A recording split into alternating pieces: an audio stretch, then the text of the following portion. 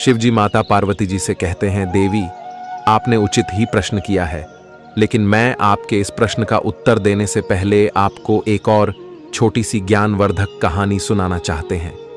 इस कहानी के द्वारा आपको आपके प्रश्न का उत्तर मिल जाएंगे। तब माता पार्वती जी कहती हैं, हे प्रभु, आप वह कहानी सुनाएं, मैं उस कहानी को सुनने के लिए उत्सुक हूं मित्रों। शिव जी कहते हैं, हे देवी, किसी नगर में एक ब्राह्मण अपने परिवार के साथ रहता था। उसकी 2 पुत्रियां थीं, और जब वे दोनों बड़ी हुईं तो उस ब्राह्मण ने अपनी दोनों पुत्रियों का विवाह अच्छे घरानों में करा दिया।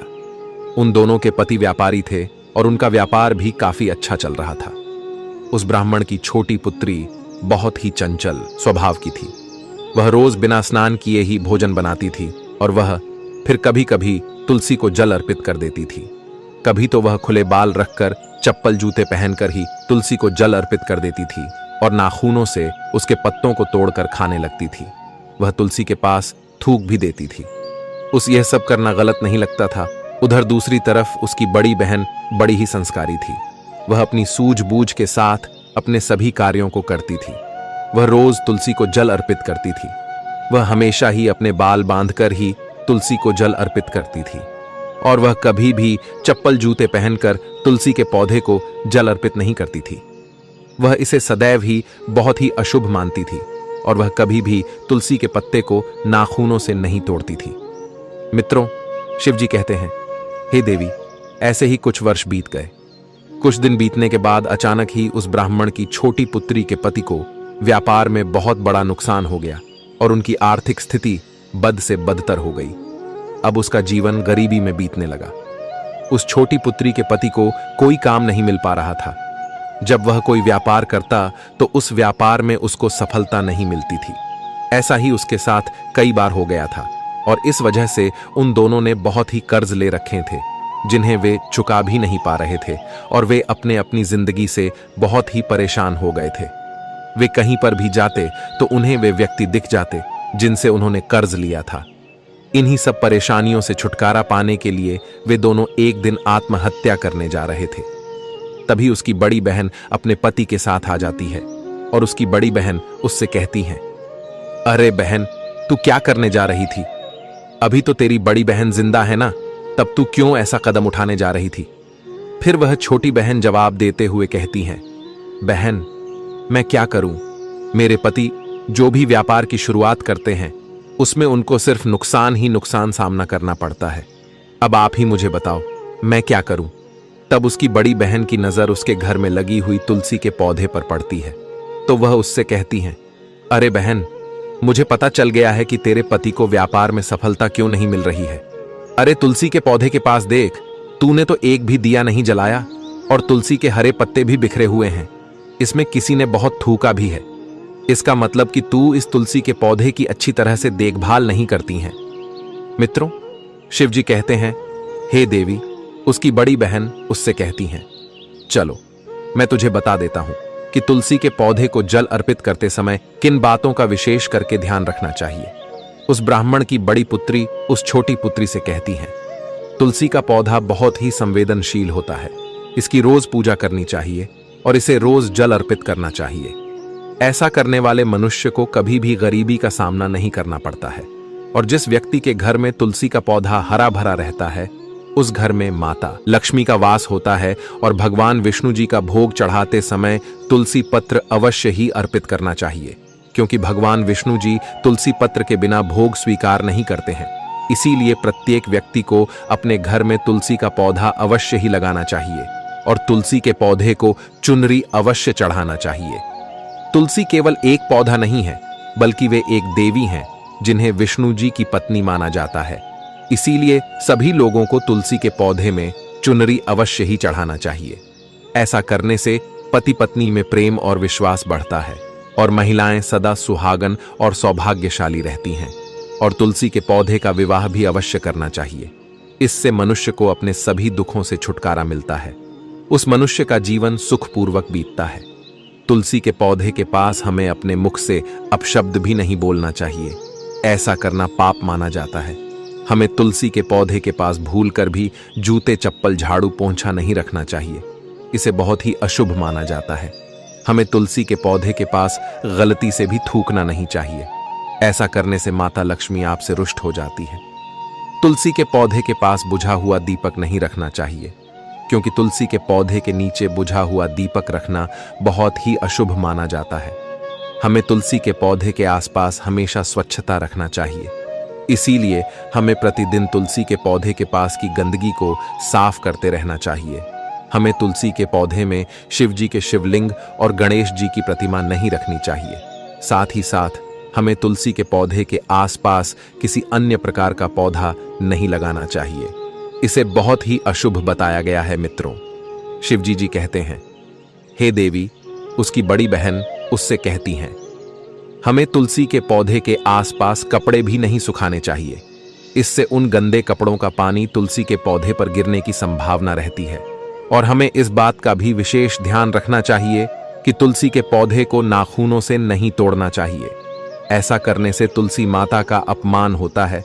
और यदि तुलसी के पत्ते सूख कर गिर जाते हैं तो हमें उन्हें कचरे में नहीं फेंकना चाहिए, बल्कि उन पत्तों को तुलसी के पौधे की मिट्टी में दबा देना चाहिए। इस बात का भी ध्यान रखना चाहिए कि आपको रविवार के दिन तुलसी के पत्ते भूलकर भी नहीं तोड़ने चाहिए, और इस दिन आपको तुलसी को जल भी अर्पित नहीं करना चाहिए। बाकी सप्ताह के सभी दिन आप तुलसी के पौधे को जल अर्पित कर सकते हैं, और स्त्रियों को तुलसी के पौधे को बिना स्नान किए जल अर्पित नहीं करना चाहिए। संध्या काल के समय इसके नीचे आपको एक दीपक अवश्य जलाना चाहिए। और आगे उसकी बड़ी बहन उससे कहती हैं, मैंने कई बार देखा है कि कुछ महिलाएं स्नान के बाद ऐसे ही अपने बाल खुले रखकर ही तुलसी को जल अर्पित कर देती हैं। वास्तव में तो ऐसा करना ही गलत माना जाता है। तुलसी को जल अर्पित करते समय सभी स्त्रियों को हमेशा ही अपने बाल बांधकर माथे पर सिंदूर मतलब कि पूरा सज संवर कर ही जल अर्पित करना चाहिए। इससे आपको तुलसी का आशीर्वाद प्राप्त होता है। और हमें खास करके इस बात का ध्यान रखना चाहिए कि हम जिस मिट्टी में तुलसी का पौधा लगा रहे हैं वह मिट्टी शमशान की अथवा गंदगी वाले स्थान की नहीं होनी चाहिए।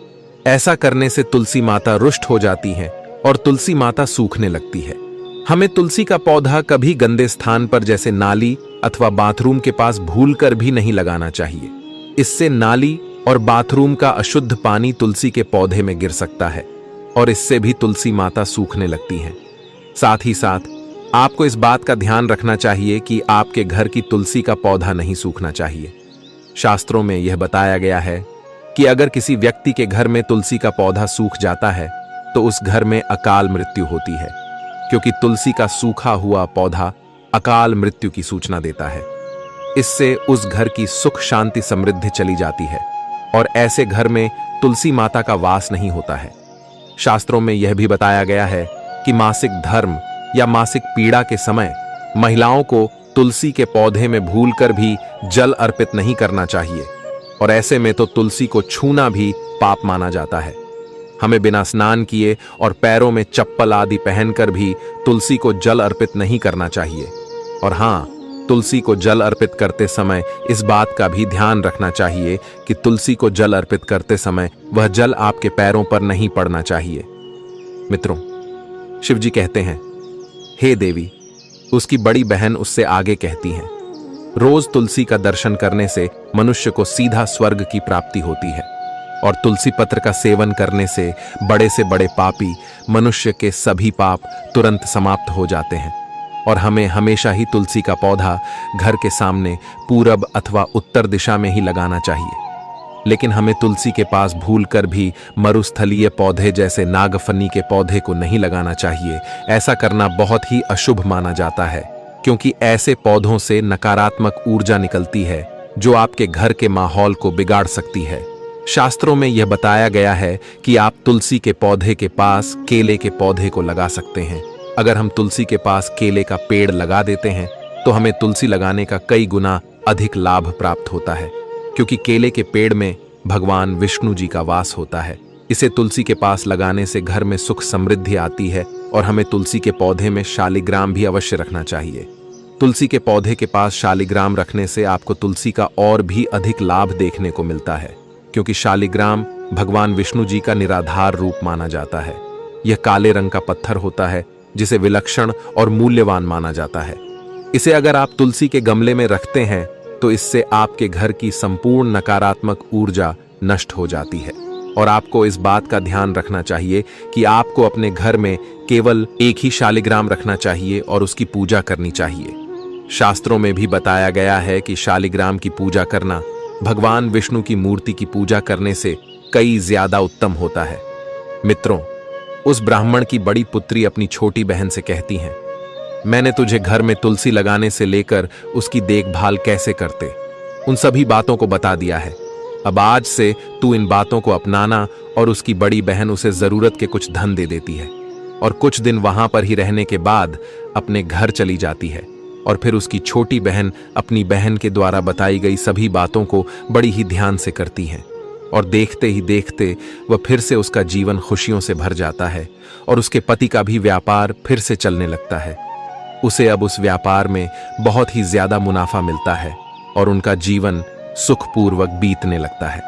मित्रों, शिव जी कहते हैं, हे देवी पार्वती, अब तो आपको आपके सभी प्रश्न के उत्तर मिल गए होंगे। तब माता पार्वती जी कहती हैं, हे प्रभु, आपने मुझे बहुत ही ज्ञानवर्धक कहानी सुनाई। इस कहानी से मुझे मेरे सभी प्रश्नों के उत्तर मिल गए हैं। मित्रों, अगर आपको ये कहानियां अच्छी लगी हों तो वीडियो को एक लाइक अवश्य करें। और अगर आप सभी हमारे चैनल पर नए आए हों तो हमारे चैनल को भी सब्सक्राइब करें। साथ ही साथ कमेंट बॉक्स में हर हर महादेव लिखना न भूलें। मित्रों, अगर आप सभी लोग वीडियो को यहां तक देख रहे हैं तो नोटिफिकेशन बेल को भी दबाएं, जिससे आपको सभी वीडियो की नोटिफिकेशन सबसे पहले मिल सके। मित्रों, वीडियो को यहां देखने के लिए आप सभी का दिल से धन्यवाद।